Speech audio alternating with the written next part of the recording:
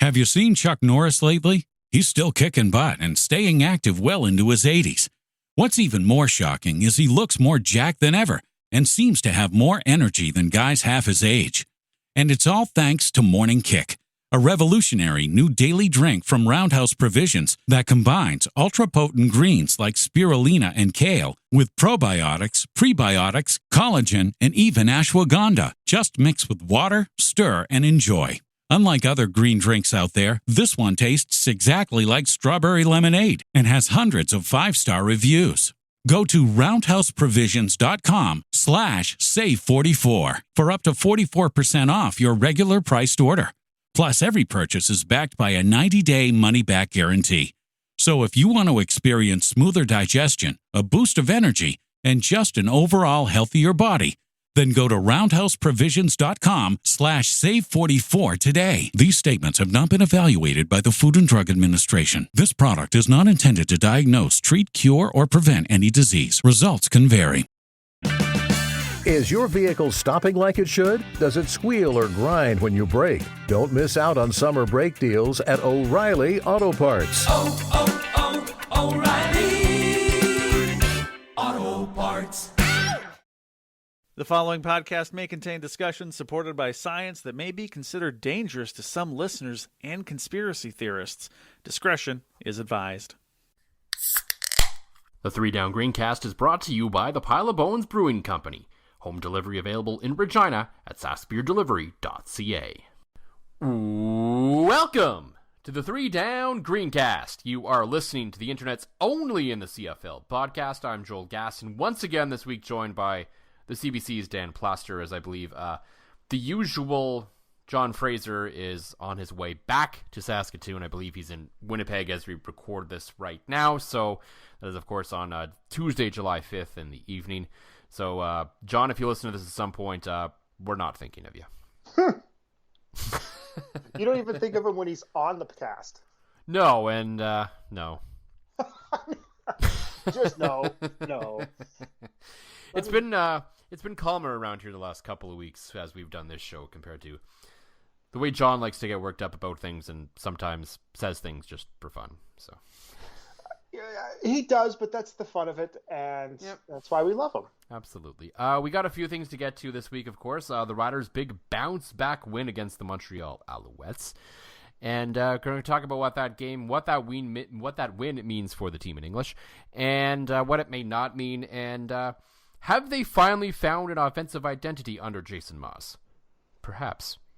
Will it help them succeed? Perhaps. And he has, as I say that to my girlfriend. Perhaps.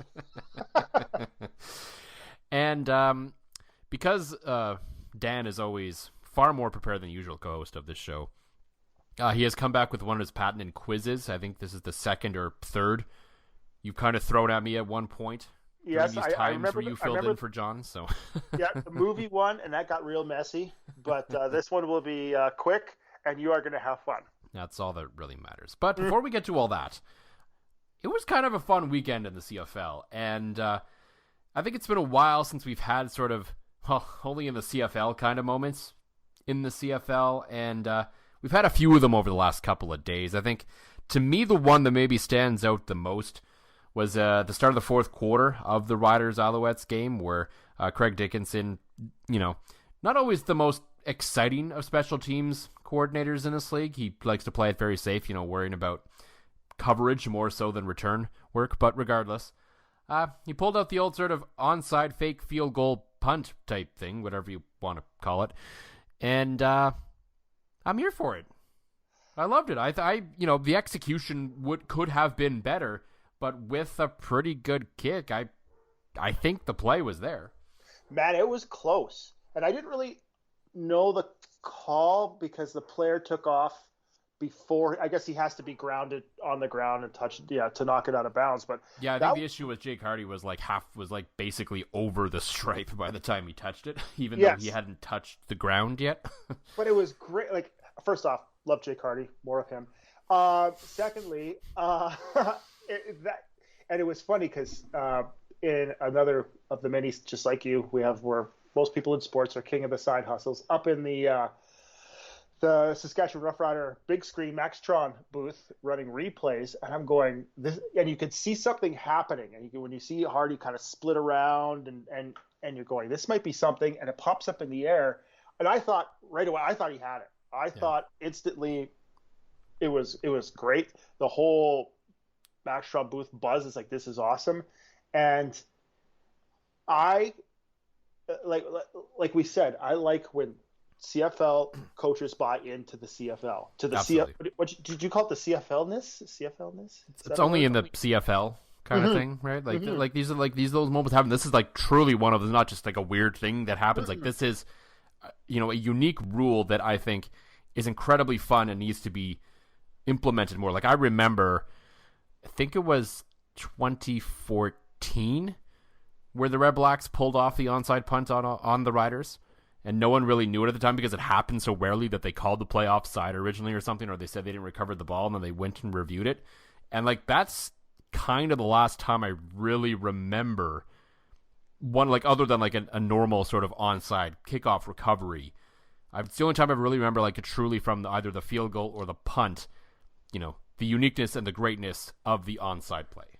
And I think it used to be really predominant in windy days, like when you have, and you would see it a lot at Old Taylor Field, where you would have two, it would usually be running backs or receivers behind the punter, and as the kick goes, it goes up in the air, and they all go for it. But you're right, that's the one way I have only seen it, and I'm somebody will call us out because everybody that listens to this is probably smarter than we are. They'll be like, no. You're yelling at your computer or your phone and going, no, you guys are idiots. It happened like 3 years ago in this game in week 17. And we're like, yeah, I'm sorry. But yeah, the way we usually see it is just through the punt formations. But as a field goal, I kind of dig it. Yeah, I think it allows you to maybe be a little more precise with the kick itself. Like there was, even though it wasn't executed, it was that close. Like a punt is harder to sort of nail down into that area unless you completely fool them and there's no returner in the area, which seems unlikely. Well, and I think it'd be harder now with well, maybe not. You might have more of a wide side to do it. Yeah. With especially with the field goal, you have a little bit more room to work with. But don't tell a punter they're not precise with their punts. No, but I mean in terms of like recovery, it's maybe a little more precise than a punt. Mm-hmm. Yeah. It's just like I think sometimes fake field goals are easier. Mm-hmm. Yeah. Because, I mean, because you're naturally a little more spread out. You kind of have sort of different levels of blocking already versus a punt where maybe you don't. And you could hide guys in the line easier. Mm-hmm. Yeah, that makes sense. And then the Riders were involved in another, only in the CFL moment. It was Monday afternoon when the emails hit all our inboxes saying that the Riders had reacquired global punter Jimmy Smith from the Calgary Stampeders. Comes out later, Craig Dickinson said that it seems like both teams had preemptively agreed to essentially the rental agreement where they would swap third rounders back and forth and the Riders would eventually keep a seventh rounder for giving up Jimmy's services for 3 weeks. At least it's not as stupid as hockey as you end up being your own future considerations. Yeah. Or those guys that get claimed by a team, like 2 teams back and forth like 4 different times. Oh. And some like fourth line plug from the AHL for some reason. Yeah, but I understand it, and especially, I mean, is that a wrinkle of the global thing? I don't know. It's just strange. I love it.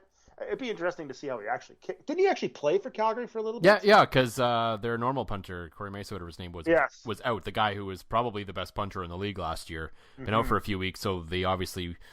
The Calgary Stampeders, I guess, were interested in keeping the spot global in the meantime, so they're like, hey, you want to give us this guy for a few weeks? Sure. Deal. We'll send you a flyer on a 7th-round pick that probably will never really make the roster. So, yeah, the CFL draft. That's a whole other story, the CFL draft. I'll let you and John fight that one out. Neither of us are real draft guys, and I think there are far too many people within the 3 Down Nation umbrella of contributors that are far too invested in the draft, maybe for us to speak too much ill will of it. Yes, yeah, I will agree with that. But I go back. I mean, just wake me when they're actually on the field. Yeah. And when you're actually on the field is when, other crazy stuff can happen, like missing the convert at the end of the game. Now, they're not going to overtime. And this is, of course, the Toronto Argonauts on Monday night against Winnipeg, when really Ryan Dinwiddie should have just gone for 2 in the win. That game last night might have been the strangest game I've watched in a like, the CFL's been great this year. Let's just get this out of the way. Yeah. CFL, solid start. Love it. Lots of headlines, lots of solid positive things, a lot of CFL-ness. But last night, between Boris Bede doing Boris Bede things and just destroying that convert, and then Brandon Banks trying to pick a fight with an offensive lineman, his own offensive lineman in the sidelines, and that weird touchdown that he had. Oh gosh, it was just. And I think the only thing that was disappointing, that I wish TSN played more into it, but I kind of understand why they didn't. But you know what? They may have hit. I shouldn't say that. They did it enough. They showed Pinball Clemens going down there trying to do things. But the weird thing is just how focused Ryan Dinwiddie was on all of it. Through all of it. He didn't even go back there and see what was going on. He was just so focused on his offensive coordinator duties, he didn't even pay attention. No, he had the apparent keeper of the peace now in Chris Sweet. That's a twist I didn't see coming. Ask us that. When was Chris here? And we got it 20. Oh boy, that was in the Chamberlain era, wasn't it? Yeah. So it would have been 12, 13, 14. Man, he was intense. He was. That's one way to put it. Yeah. Yeah. Yes. Maybe he's mellowed. Maybe he's been through some things now, and he's, I don't know. I have a hard time believing that he's mellowed that much. I don't know. Yeah. Well, maybe under his breath he was just swearing up a storm at his offensive lineman. But yeah, Chris Sweet, peacemaker, more CFL-ness right there. Yeah. What a time to be alive.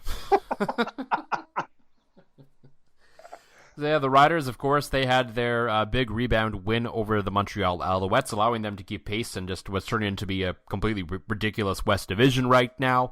We're going to talk about that. We're going to talk about kind of what the offense is evolving into, and then, yes, we are going to play a little game. But before all that, as usual, almost called you John, Dan for the Palabowens Brewing Company. What's in the glass this week? I am glassless. You were glassless. Glassless. I always forget about that. This is one of the biggest parts of the podcast, and I apologize to Palabowens Brewery. I failed immensely. I might have to consider a new backup co-host. I don't know who that would be, but somebody actually could. There's beer in the fridge. As I turn towards the fridge, the beer is in the fridge. Now that I'm just attached to my computer, I can't get it. Oh. That's never stopped John before. That's true. Yeah, I've heard the clunk of the headphones. Yeah. For me, I picked up on sale this week, trying something new out of the Iron Bridge Brewery out of Lumsden, Saskatchewan. They have their Pirates Paradise IPA, kind of their take on sort of a more old school, still a little hoppy, but more sort of on the malty side IPA.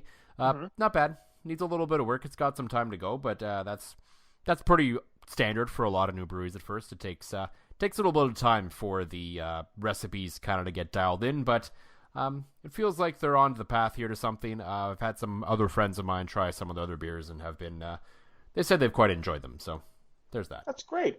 You know what? Good for Lumsden. They got a lot of good things going on in the little hamlet just north of the city. The home of the great Jamie Nye. Oh! So yeah, the Riders, they got back on track they actually played on Saturday. I watched the game on Monday because I was in Toronto over the weekend, so I had to kind of retract my steps. I'm like, so when did they actually play that game again? All right, Monday night, yeah. Saturday night, that's when they actually played that game here at Mosaic Stadium against the Montreal Alouettes, a team, of course, they lost to the week before.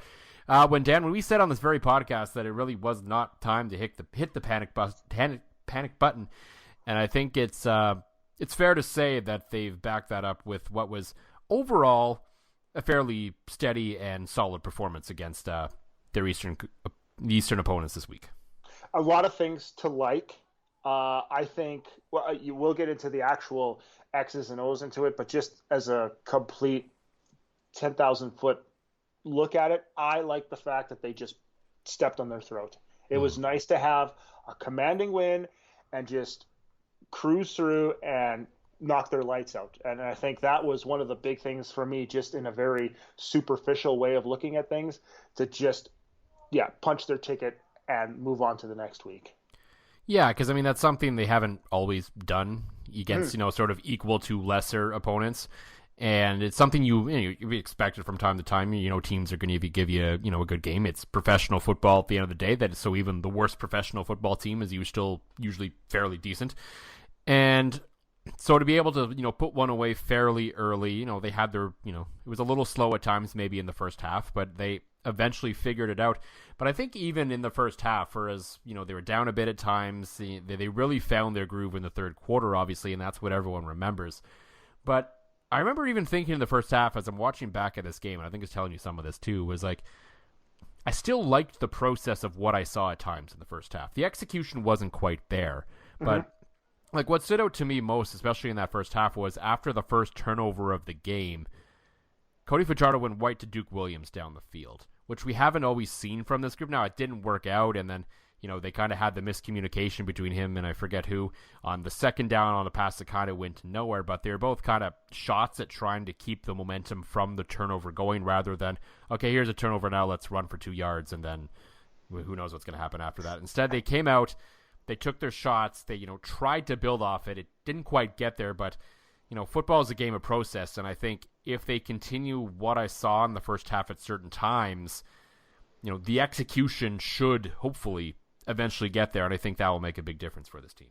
Yeah, because in the past it was jet sweep, bubble screen, punt, and to take shots down the field, especially without his security blanket in Shaq Evans, because he's always been the deep shot guy for Fajardo, but to actually hit Schaefer Baker, keep on going to Duke Williams, and trying to get everybody involved, and trying to get some more of those bang plays, and just stretch out that defense. And you kind of alluded to it. Even though it didn't work, it kind of did work, because it set things up for even later in the game where they are able to hit some underneath stuff because everything is stretched. And I think everything, instead of chasing, it just kind of rolled into each other, and that was a very, very good game plan.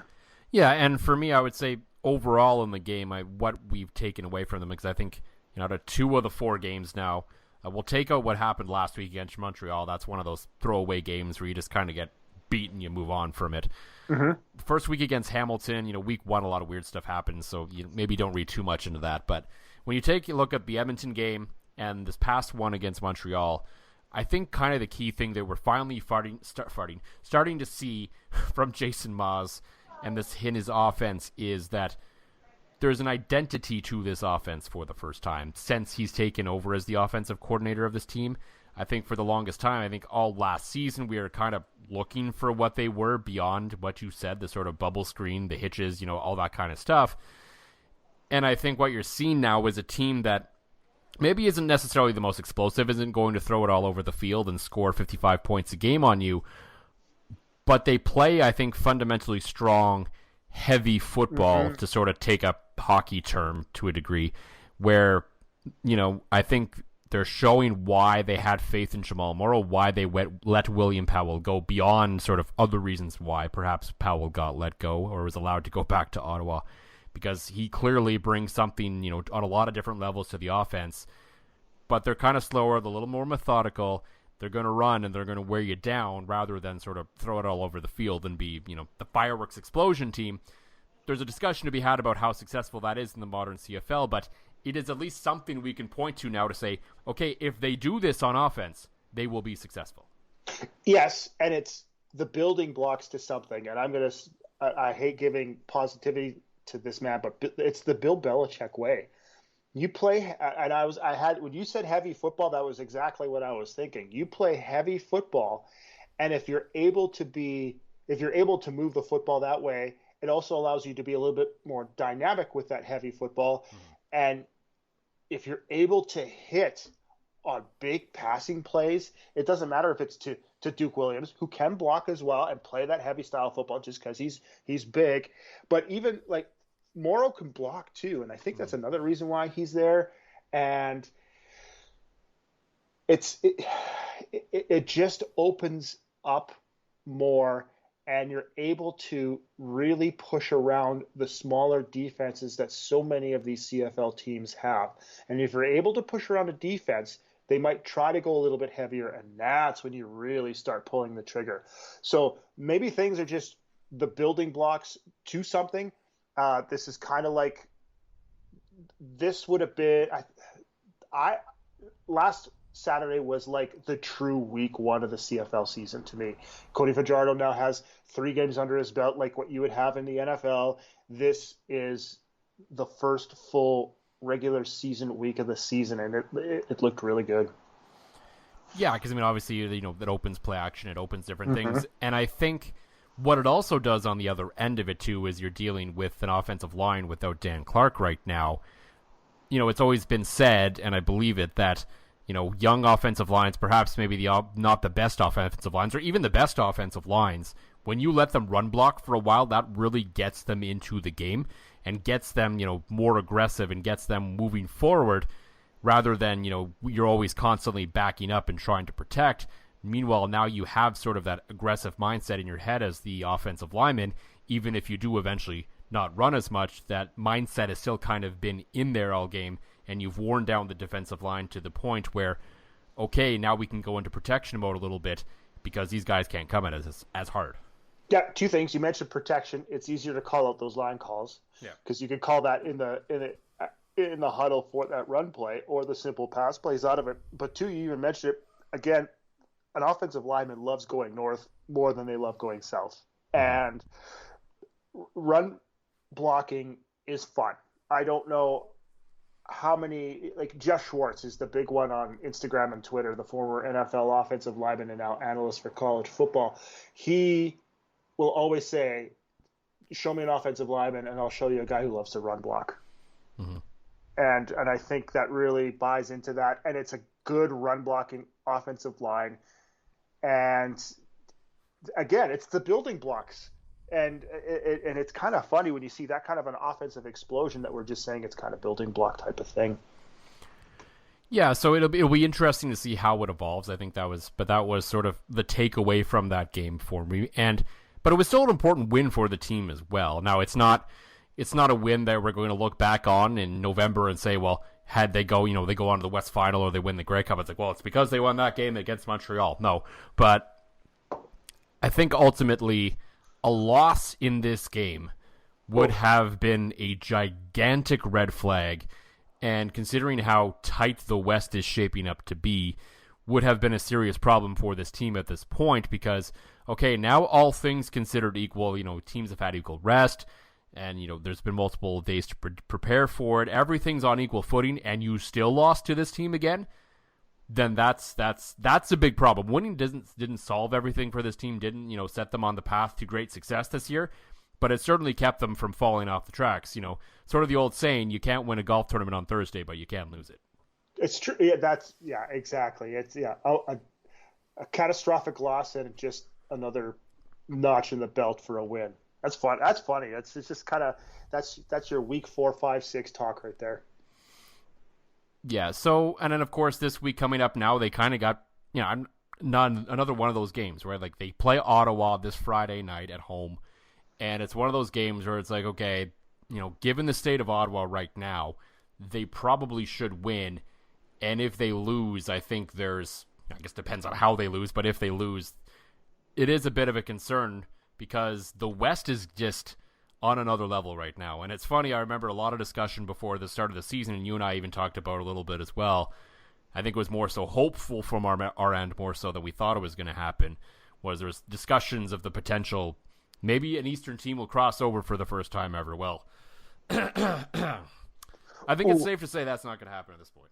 It's ugly. And it goes back, it even goes back to I think as far back as to the first week after free agency, how everybody's talking about how well Toronto did in free agency or how well Hamilton did to kind of dust things up a little bit in free agency and even Ottawa as well. But again, any team that wins free agency, it's so rare that they actually win overall. Mm-hmm. And I think if you look at the maybe Calgary may be exclusive. I don't know. Like Winnipeg and Saskatchewan are pretty much the same core. Yeah. BC kept a lot of the same core, especially offensive linemen, and slowly building to something. And same with Calgary, the offensive line. I think it's every team's offensive line. They tried to keep it pretty solid and pretty consistent. And that's kind of where things build out, as we always say, from the line out in football. And that might be the big reason why those teams are so good is their interior play. But I know we were hopes and dreams was the East to be better. But I have no clue how ugly this is going to be. Because if it continues like this is going to be just disgusting. Well, there's only 4 losses in the whole West Division, and 3 of them are in Edmonton. And Edmonton is looking a little better every week. Like they are not, I would say, your typical 1-3 team at this point. Even they're just kind of there by happenstance because of just what the rest of the division is right now. Yeah, I feel like I can't say I feel bad for them, but they're like Texas A&M that just came from the Big 12 and hey, we're gonna be good, and no, you're just not. You're not going to win a championship because there's Alabama and Georgia and all those teams that are always so good. So, it is the West Division is the SEC, and I guess it does just mean more. So I had to. You had to. I mean, we had to get at least one college football reference in on this episode. Oh no, right? There's more coming. Well, I mean, before all that, like when we were actually talking about current events of football. Oh yes, current events, not realignment. Maybe there needs to be a realignment in the CFL. Maybe. So if the West is currently the SEC, who would you say is the East? The MAC. They're the MAC? You have the Toledos and the Akrons of the world. And some of them do play on Tuesday night. They do. Action.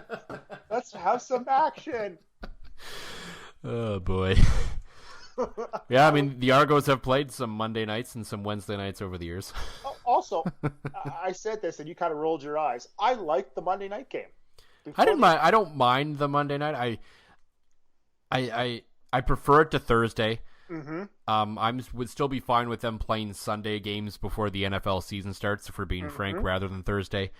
But there was something to be said. I know there were some people, some CFL Twitter types talking about it, how you can talk about Argo attendance and what it would have been regardless, but when you saddle the Argos' first 2 home games with a Thursday night and a Monday night after the long weekend, you're not exactly doing them any favors either. And so, yeah, you could complain all you want about the state of Toronto. The league just put him in that spot. And I don't know if that's what the powers that be at Toronto wanted. The scheduling thing in the CFL is such a mystery to me to begin with. So, that's...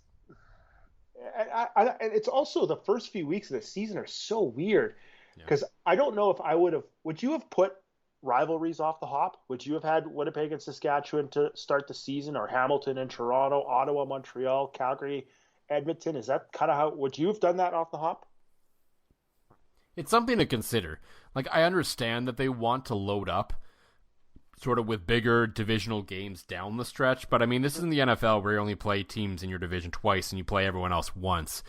There's multiple games against your division, and I think there's, I'm kind of following, and I know they're leaning a little more this way as, like the Riders aren't going to Ottawa this year, so there is a little bit more of like an unbalanced schedule, which I'm kind of in favor of if this league can ever expand. And so I think the argument could be made for maybe at least, one game a week at the very least, maybe even just week 1, just load up on these rivalries and create a buzz, because I think both ways, for both Western teams and Eastern teams, there's more of a buzz, the attendance is better, the fan atmosphere is better when you're playing, teams in your own division versus crossing over and playing someone in the other division. Yeah, it just built that momentum. But I don't even necessarily have to open with like your biggest rival, so it doesn't have to be Saskatchewan, Winnipeg in week 1, but maybe Saskatchewan's at least playing Edmonton or something, and Yes. Toronto's playing Montreal or something, like, two teams are at least within your own division. You save, the marquee Labor Day rematch games kind of for that time, unless it's one of those years where they play 3 times. So, but just pick some teams that you would at least play with in your division to kind of ramp that up a little bit, rather than just, here's the week 1 Rider opener again against Hamilton for like the 5th straight year. I agree. I mean, they had something going with Winnipeg opening the season, because I remember 2017 when they opened Mosaic Stadium, when Weston Dressler caught the game-winning touchdown for the Bombers, and that was how they opened Mosaic Stadium. And yeah, I guess you would have the Grey Cup rematch and a couple division rivalries. It would probably be the best scenario overall for that. But yeah, I just found it a very confusing scheduling start to the season for sure. Yeah, and then they've always seemed to do this. Like, I understand wanting to make, sort of the last few weeks of the regular season very division heavy, but I think you can spread it out a little bit more so you don't necessarily have this slow start to kind of the season every year in terms of buzz and excitement. Frankly, just a Riders Red Blacks game just doesn't quite hit the same as like a Rider Stamps game. Not at all. Speaking of games, Uh-oh. I guess it's time. We've kind of. Are you ready? I'm ready. I think Okay. based on where we're at on the clock, it's probably a good time to turn the page a little bit here. I think we've kind of talked about what we've wanted to out of the CFL this week. So let's end this run of Dan Plaster on the Greencast with his little game that he always likes to play before we welcome John back next week. Okay. It is former CFL head coaches, and where are they now? You basically stole this from who did this recently. Was that Fullcast? Absolutely. It is. But they did it to they would say it was we're former head coaches are, and I think the one I remember is Joker Phillips and another former he was the former Kentucky head coach, and somebody else are like offensive coordinators, of course, at some SEC school. So yeah, I stole it, and I love it, and I'm going to start off with an easy one. Okay. I'm going to say their former CFL team, where they're currently.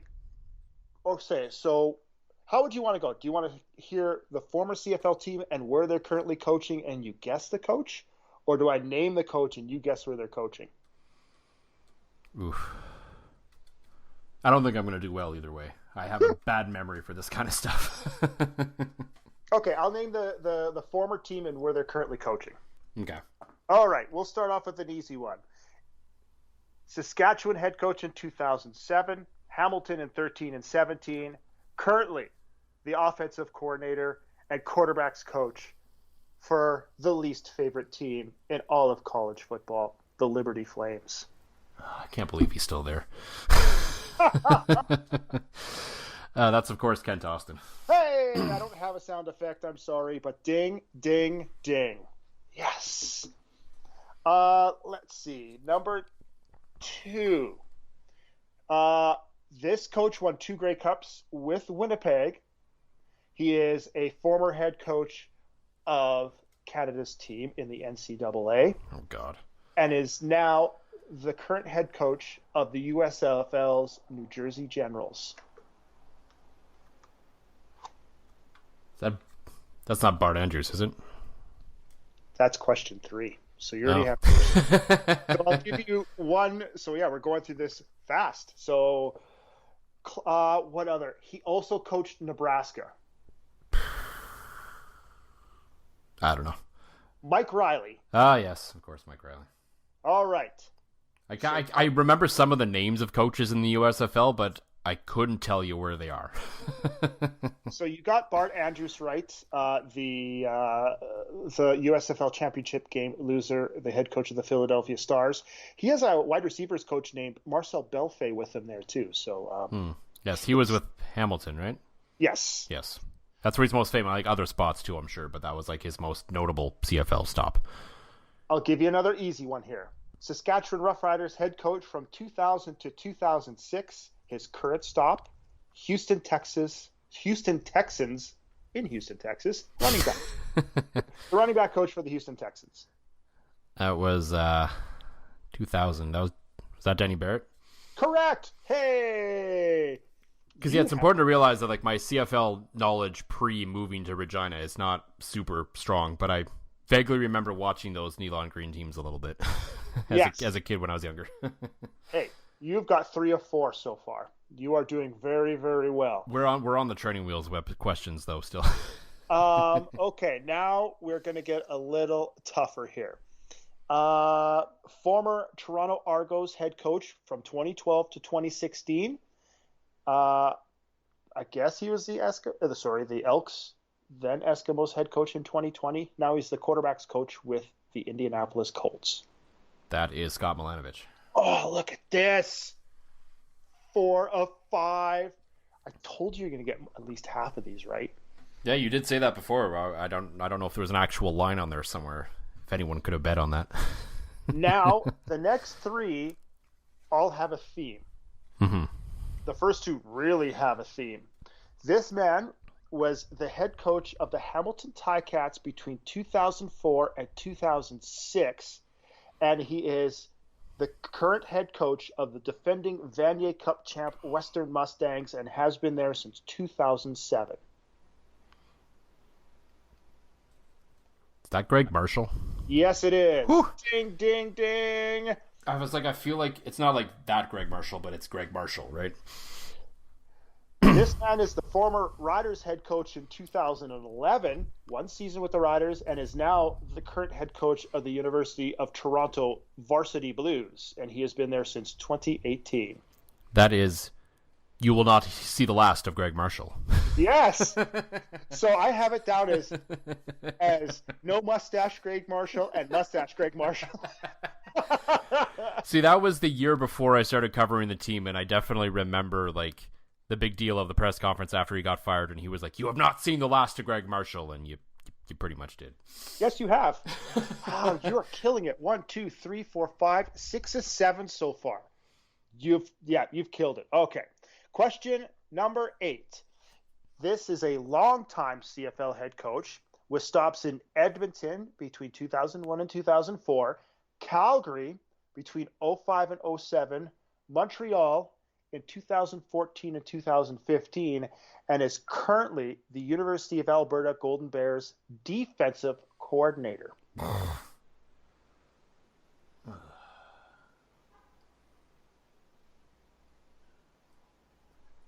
who is that? You're gonna kill yourself. You're gonna smack yourself in the head. Oh, I'm sure I will, because I should know who was the Alouettes head coach in 14 and 15. Mm-hmm. But it's slipping my mind right now. In 3, 2, 1. I don't know. Tom Higgins. Ah, yes. All right.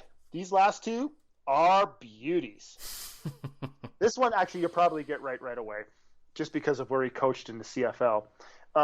Montreal Alouettes head coach between 2008 and 12, Argos head coach 17 and 18, and is the current head coach of the XFL's Tampa Bay Vipers.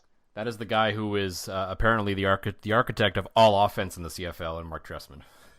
There you go. Oh, man, you have 7 of 9. And now this is the hardest one, and you're going to laugh who it is. Okay.